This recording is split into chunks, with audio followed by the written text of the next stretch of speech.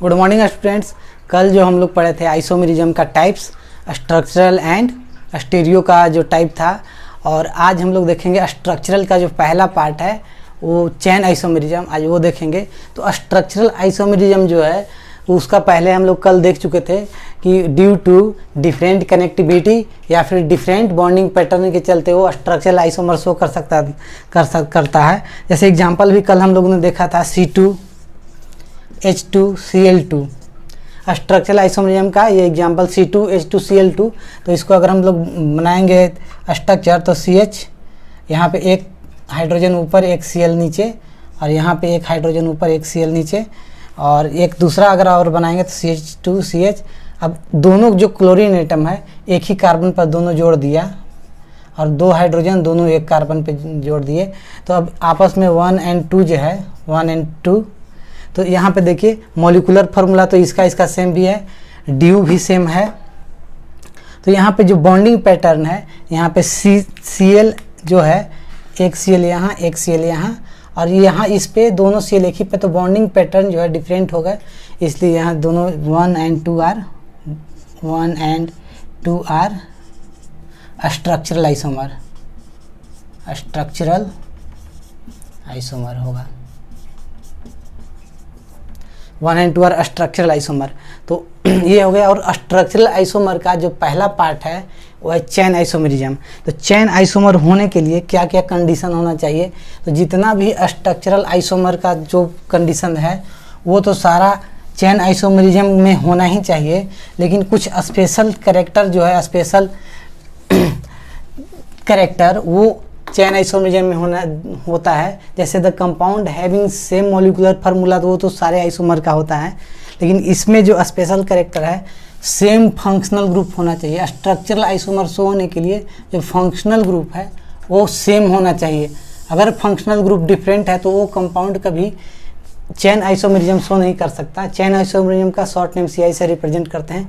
और क्या, same functional group के साथ साथ डिफरेंट पेरेंट कार्बन चेन होना चाहिए। डिफरेंट पेरेंट कार्बन चेन, इसका शॉर्ट नेम PCC लिख दिया, या फिर डिफरेंट साइड चेन होना चाहिए to show the chain isomerism. जैसे एग्जांपल ले लेते हैं, जितने भी अल्केन मेंबर हैं, अल्केन का जो मेंबर है, अल्केन का जो फर्स्ट मेंबर है मीथेन CH4, ये चेन आइसोमेरिज्म नहीं शो करेगा। दूसरा मेंबर जो है इथेन CH3CH3, ये भी चेन आइसोमेरिज्म नहीं शो करेगा। और तीसरा मेंबर है प्रोपेन CH3CH2CH3, ये प्रोपेन, ये तीनों जो हैं वो चेन आइसोमेरिज्म नहीं शो करेंगे। चेन आइसोमेरिज्म शो करते हैं अल्केन का मेंबर मिनिमम 4 कार्बन एटम होना चाहिए सो चेन आइसोमेरिज्म। तो पहला जो है C4H10 नॉर्मल ब्यूटेन, जैसे एक बना दिया मैंने, इसका स्ट्रक्चर 2 बना देता हूँ, एक CH3 CH2CH3, इसका नाम क्या हो गया, नॉर्मल ब्यूटेन। एक स्ट्रक्चर और बनाते हैं, एक यहाँ से CH3 को पकड़कर सेकेंड वाले पे लगा देते हैं, जैसे CH3 CH2 CH3, तो वहाँ वाला जो CH3 है वहाँ से पकड़ते हैं और यहाँ पे आकर जोड़ देते हैं। तो अब यहाँ पे देखिए कि ये पहला जो है, ये पेरेंट कार्बन चेन जो है ये सबसे लॉन्गेस्ट कार्बन चेन है। तो यहाँ पे 1 2 3 4 ये 4 कार्बन चेन है, इसका 4 कार्बन का चेन है, नॉर्मल ब्यूटेन इसका नाम है। अगर यहाँ पे देखें नंबरिंग करें तो 1 2 3, तो इसका जो कार्बन चेन है 3 कार्बन चेन का है, 3 कार्बन का चेन है। तो जो पेरेंट कार्बन चेन हुए वो डिफरेंट होगा, ये इसमें 4 कार्बन का है, उसमें 3, तो पेरेंट चेन डिफरेंट होगा। यहाँ पे साइड चेन जो है मिथाइल ग्रुप है, यहाँ पे कुछ भी नहीं है, तो साइड चेन भी डिफरेंट होगा। और फंक्शनल ग्रुप सेम होना चाहिए। तो फंक्शनल ग्रुप जो सेम होना चाहिए, तो ये भी अल्केन है, ये भी अल्केन है, मॉलिक्यूलर फार्मूला सेम, तो दोनों जो आपस में होंगे वो चेन आइसोमेरिज्म होगा। तो इसको 1 कह देते हैं, इसको 2 बोल देते हैं। तो first and second are chain isomer, first and second और चेन आइसोमर कहलाएंगे। अब अगला एग्जांपल जो ले लेते हैं वो ये तो अल्केन का हुआ। अब एक अल्कीन का एग्जांपल ले लेते हैं। C4 अल्कीन का भी, अल्कीन जो है, अल्कीन का जो फर्स्ट मेंबर है CH2 डबल बॉन्ड CH2, तो ये अल्कीन है। तो ये भी अल्कीन जो है सेकेंड मेंबर का, ये भी स्ट्रक्चर आइसोमर का चेन आइसोमर नहीं शो कर सकता है। और जो प्रोपिन है CH3 CH2 double bond CH2, तो यहाँ पे ये हो जाएगा। तो ये जो प्रोपिन है ये भी दोनों जो हैं वो स्ट्रक्चरल आइसोमर नहीं शो कर सकते हैं, ये अल्कीन का है। अल्कीन में भी स्ट्रक्चरल आइसोमर शो होने के लिए कम से कम 4 कार्बन की आवश्यकता होती है, जैसे C4H10। इसे मिटा देते हैं, जगह नहीं है तो। C4H10 मॉलिक्यूलर फार्मूला क्या लिख लेते हैं, C4H8, ये अल्कीन हुआ। अल्कीन का इसका अगर स्ट्रक्चर बनाए तो CH3 CH2 CH double bond CH2, तो यहाँ पे ये 4 कार्बन का हो गया। तो इसका बोल देते हैं, इसका 1 नंबरिंग करता है 1 2 3 4, तो ये क्या हो जाएगा 1 ब्यूटीन, इसका नाम हो गया 1 ब्यूटीन। अगर इसको स्ट्रक्चर यहाँ पे CH3 को यहाँ पे लगा दें तो एक स्ट्रक्चर, ये फर्स्ट स्ट्रक्चर बन गया। इसका अगर दूसरा स्ट्रक्चर बनाए तो CH3 C double bond CH2 और यहाँ पे एक CH3 लगा दिया, तो ये हो गया। इसको अगर नंबरिंग करें तो 1 2 3, आप इधर भी जा सकते हो। तो इसका जो पेरेंट चैन हुआ वो 4 कार्बन का हुआ, और इसका जो पेरेंट चैन हुआ 4 कार्बन का हुआ, ये 4 कार्बन का पेरेंट चैन हुआ, और इसमें पेरेंट चैन जो है वो 3 कार्बन का हुआ। मॉलिक्यूलर फार्मूला सेम, और दोनों देखिए फंक्शनल ग्रुप जो सेम होना चाहिए, फंक्शनल ग्रुप सेम है। पेरेंट चैन डिफरेंट होना चाहिए, जो पेरेंट चैन है डिफरेंट पेरेंट कार्बन चैन और डिफरेंट होना चाहिए, तो डिफरेंट है, इस पे 4 कार्बन है, इसमें 3 कार्बन। और साइड चैन डिफरेंट होना चाहिए, तो साइड चैन भी डिफरेंट है, इसलिए 1 और 2, इसको हम लोगों ने 2 का दिया सेकेंड। तो अब यहाँ लिख सकते हैं first and second are chain isomer CI। हाँ, और थर्ड एग्जाम्पल और ले लेते हैं एक C4H10 का ही। इसका C4H8 का एक स्ट्रक्चर और बनाते हैं, जैसे CH3 C double bond CH2, यहाँ पर एक CH3 जोड़ दिए, ये है। और एक हम लोगों ने साइक्लोब्यूटेन बना दिया। तो देखिए इसका मॉलिक्यूलर फार्मूला, दोनों का molecular formula same, 4 carbon 8 hydrogen, इसमें भी 4 कार्बन 8 हाइड्रोजन, तो इसमें भी 4 कार्बन और 8 हाइड्रोजन है। तो इसको 1 हम लोग बोल दिए और इसको हम 2 बोल दिए। तो 1 और 2 बोथ आर क्या है, आप बताइए इसको सोचकर क्या है। चैन आइसोमरिज्म ये शो करेगा या नहीं करेगा? नहीं करेगा। क्यों नहीं करेगा? क्योंकि देखिए यहाँ पे जो कार्बन चैन है ये तो 3 है, 1 2 3, यहाँ पे 4 कार्बन का है, 1 2 3 4, तो कार्बन चैन तो डिफरेंट हो गए, यहाँ पे ठीक है।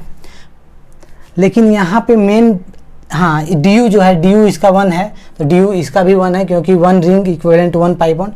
DU भी सेम है, मॉलिक्यूलर फार्मूला भी सेम है, लेकिन फिर भी चैन आइसोमरिज्म नहीं शो कर रहा है, क्योंकि यहाँ पे फंक्शनल ग्रुप आर डिफरेंट।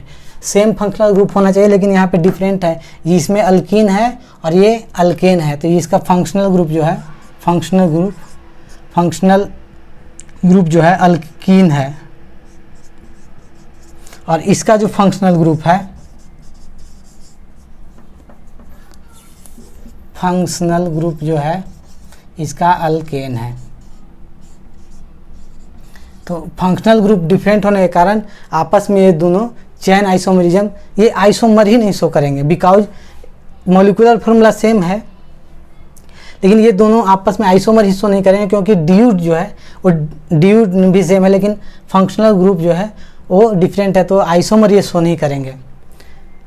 तो यहाँ पे लिख लेंगे first and second are not chain isomer, ये first and second are not chain isomer. एक और अगला एग्जाम्पल हम लोग ले लेते हैं, C6H12 लेते हैं, C6H12। तो C6H12 यानी साइक्लोहेक्सेन, C6H12 इसका स्ट्रक्चर बनाए तो एक बनेगा साइक्लोहेक्सेन,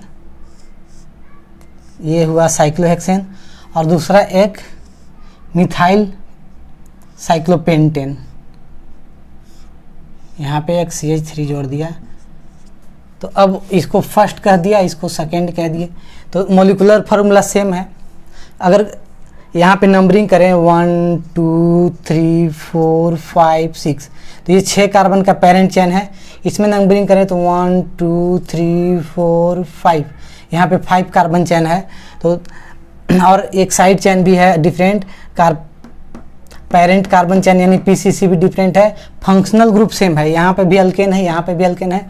यहाँ लिख देंगे 1 and 2 both are chain isomer. अगला एग्जांपल लेते हैं, अगला एग्जांपल ले लेते हैं, एक बेंजीन रिंग का कंस्ट्रक्ट कर देता हूँ। ये बेंजीन रिंग, यहाँ पे CH2 CH3 ये ले लेते हैं, और एक और इसका एक ये ले लेते हैं, यहाँ पे जोड़ देते हैं CH2 CH3 और यहाँ पे CH3 जोड़ देते हैं। तो मॉलिक्यूलर फार्मूला तो सेम दोनों का होगा, इसको कह दिया मैंने 1, इसका 2, और फंक्शनल ग्रुप भी सेम, इसमें भी बेंजीन का है, इसमें अल्केन, इसमें अल्केन। और जो पेरेंट चेन है या साइड चेन, यहाँ साइड चेन देखिए 3 कार्बन का, यहाँ 2 कार्बन का, तो साइड चेन भी डिफरेंट है, इसलिए both 1 and 2 are chain isomerism, 1 and 2 are chain isomerism. ये समझ में आ गया। अब एक और एग्जांपल, बहुत इंपॉर्टेंट एग्जांपल लेते हैं, इसको मिटा देते हैं और एक एग्जांपल लेते हैं। एक बेंजीन रिंग को मैंने बना दिया, जैसे ये बेंजीन रिंग बन गया,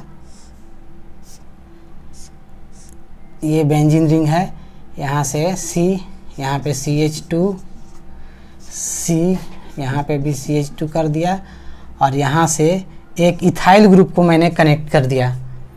और ये तो पहला स्ट्रक्चर बनाया, और दूसरा स्ट्रक्चर एक और बना लेता हूँ बेंजीन का। यहाँ पे एक और बना लिया बेंजीन, यहाँ पे CH2 जोड़ दिया, यहाँ पे कार्बन, यहाँ पे कार्बन, यहाँ पे कार्बन, यानी कि CH2 जोड़ दिया, और यहाँ पे एक CH3 जोड़ दिए। तो अब देखिए, अब दोनों फर्स्ट, इसको सेकेंड कह दिया मैंने। तो अब इस पे बताइए कि ये चेन आइसोमरिज्म शो कर रहे हैं कि नहीं कर रहे हैं। ये सेकेंड है तो कर रहे हैं, क्यों? क्योंकि इसका अगर हम नंबरिंग करें, इसका पेरेंट चेन, तो यहाँ से नंबरिंग करेंगे तो यहाँ पे देखिए 4 रन, 1 2 3 4, क्योंकि डबल बॉन्ड का कंटिन्यूस होता है, तो इसका जो पेरेंट चेन है 4 कार्बन का हुआ, इसका पेरेंट चेन 4 कार्बन का हुआ। इसमें पेरेंट चेन कहें तो यहाँ पे देखिए, और यहाँ एक इथाइल ग्रुप हुआ, इथाइल ग्रुप हुआ यहाँ पे साइड चेन के रूप में। और यहाँ पे अगर नंबरिंग करें तो यहाँ पे देखिए 1 2 3 4 5, ये देखिए यहाँ पे पेरेंट चेन जो है 5 कार्बन का आया, 5 कार्बन के, यहाँ 5 कार्बन का पेरेंट चेन, और ये जो मिथाइल ग्रुप है, ये मिथाइल ग्रुप साइड चेन के रूप में हो गया मिथाइल ग्रुप। तो और फंक्शनल ग्रुप भी सेम है, तो दोनों बोथ 1 and 2 आर आपस में क्या हो गए, चेन आइसोमर हो गए। Both structure first and second are chain isomer, दोनों चेन आइसोमर हो गए।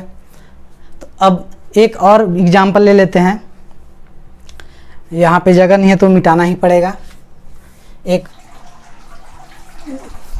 हाँ, तो मिनिमम कार्बन एटम कितना रिक्वायर्ड होता है to show chain isomerism show करने के लिए? मिनिमम कार्बन एटम कितना रिक्वायर्ड होगा किसी भी स्पीसीज के लिए, जैसे alkene, alkyne, alkane, alcohol, alkadiene, तो ये सब के लिए मिनिमम कार्बन एटम कितना रिक्वायर्ड होगा टू शो चेन आइसोमरिज्म? तो आइए हम लोग देखते हैं एक एक करके। यहाँ पे इसलिए मैंने लिख रखा है कि टाइम बच जाए। तो चेन आइसोमरिज्म शो होने के लिए how many minimum carbon atom required two gives chain isomer यानी कि CI for the following compound. सबसे पहला कंपाउंड है अल्केन। तो अल्केन के जैसे पहले हम लोग बता दिए कि primary 3 member methane, ethane and propane जो है वो चेन आइसोमरिज्म शो नहीं कर सकता है, 4 मेंबर से शो करता है। तो 4 कार्बन, मिनिमम 4 कार्बन एटम होना चाहिए to show the chain isomerism.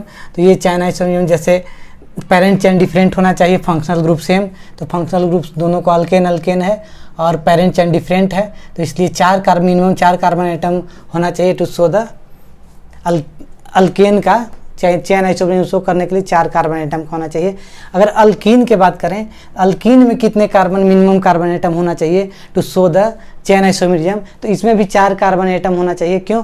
क्योंकि प्राइमरी जो है अल्कीन और प्रोपीन दोनों जो है वो शो नहीं कर सकते हैं, तो यहाँ पे 4 कार्बन एटम होना चाहिए। जैसे इसमें 4 1 2 3 4 पेरेंट चेन जो है वो 4 कार्बन का है, इसमें 3 कार्बन का है और दोनों सेम फंक्शनल ग्रुप का है। यहाँ पे भी अल्कीन है, यहाँ पे भी अल्कीन है, तो 4 कार्बन एटम मिनिमम चाहिए अल्कीन के लिए चेन आइसोमरिज्म शो करने के लिए।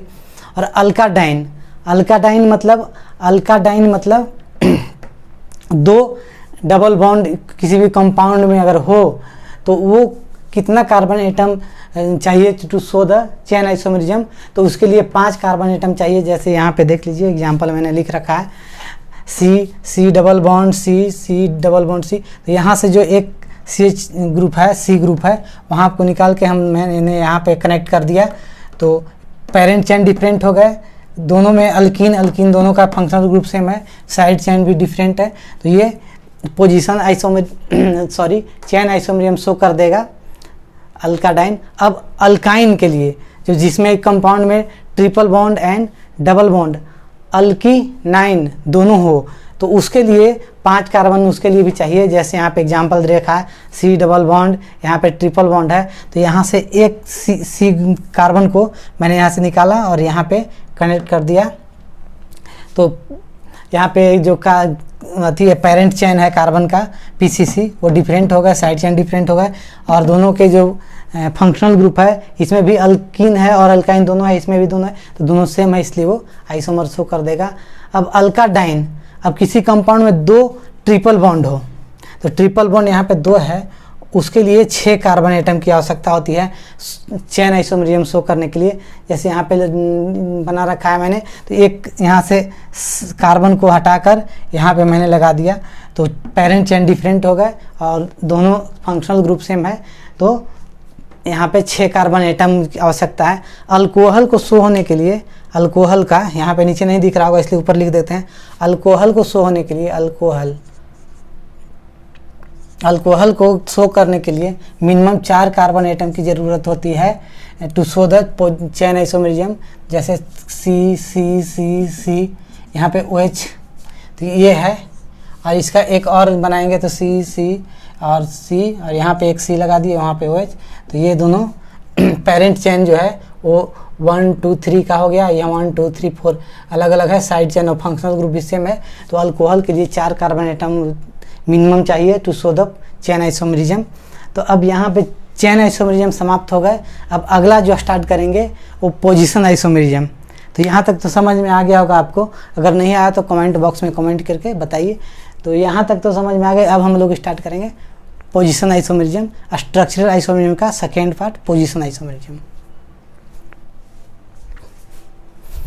तो अब स्ट्रक्चरल आइसोमरिज्म का सेकेंड पार्ट पोजीशन आइसोमरिज्म हम लोग पढ़ने जा रहे हैं। तो पोजीशन आइसोमरिज्म के लिए क्या क्या कंडीशन होता है वो हम लोग देखने जा रहे हैं। तो पोजीशन आइसोमरिज्म के लिए क्या है, the compound having same molecular formula, same functional group, यहाँ पर भी सेम फंक्शनल ग्रुप होना चाहिए, सेम कार्बन पेरेंट चेन यानी पेरेंट कार्बन चेन PCC भी यहाँ पे सेम होना चाहिए, और या साइड चेन सेम होना चाहिए। लेकिन डिफरेंट क्या होना चाहिए, the different position of functional group, जो फंक्शनल ग्रुप है उसका पोजीशन जो है डिफरेंट होना चाहिए, या फिर मल्टीपल बॉन्ड का पोजीशन डिफरेंट होना चाहिए, या पोजीशन ऑफ सब्स्टिट्यूएंट डिफरेंट होना चाहिए।